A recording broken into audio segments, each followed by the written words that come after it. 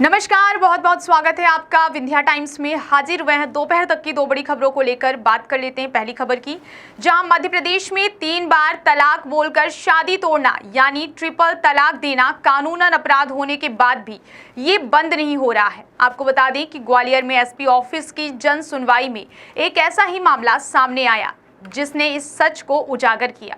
Police के पास पहुंची एक पीड़िता ने कहा कि उसे उसके पति ने मुंह से 3 बार तलाक तलाक तलाक बोलकर तलाक दे दिया और दूसरी शादी भी कर ली।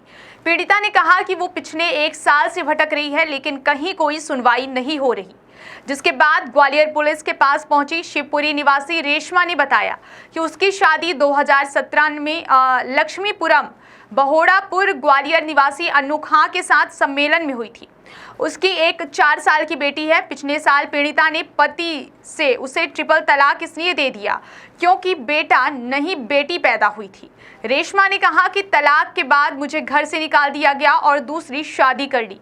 अभी इसी मार्च में उसके बेटा भी हुआ है। रेशमा ने गंभीर आरोप लगाते हुए कहा कि मेरी सास और पति बिहार से एक महिला को खरीद कर लाए, उससे ही शादी की है।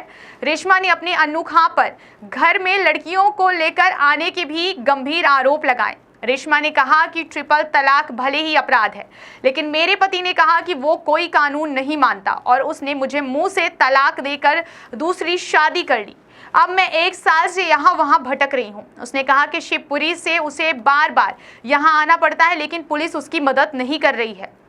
सीएसपी हिना खान ने कहा कि महिला अपनी बच्ची के साथ आई थी। उसने पति द्वारा ट्रिपल तलाक देकर दूसरी शादी करने की शिकायत की है। आवेदन में उसने और भी बातें लिखी हैं। हमने आवेदन को महिला थाने भेज दिया है। जांच के बाद ही उचित कार्रवाई की जाएगी। वहीं बात कर लेते हैं दोपहर तक की दूसरी बड़ी खबर की, जहां छतरपुर जिले के नौगांव रोड पर रहने वाली एक नाबालिग लड़की ने अपने घर में फांसी लगा ली।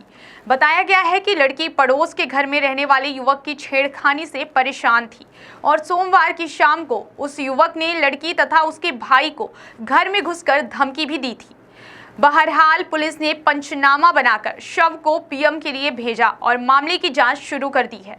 मिली जानकारी के अनुसार शहर के गरौली रोड पर वार्ड नंबर 20 में रहने वाली लड़की का परिवार मजदूरी का काम करता है। परिवार से मिली जानकारी के मुताबिक सोमवार की रात को सभी लोग रोज की तरह सो गए थे। सुबह जब उठे तो उनकी बेटी बगल के कमरे में फांसी के फंदे पर लटकी मिली। घटना की सूचना तत्काल पुलिस को दी गई। पुलिस ने मौके पर पहुंचकर पंचनामा बनाया और शव फंदे से उतारकर पीएम के लिए भेज दिया। इसी दौरान लड़की के पिता ने बेटी की मौत के लिए पड़ोस के घर में किराए से रहने वाले एक युवक को जिम्मेदार ठहराया है।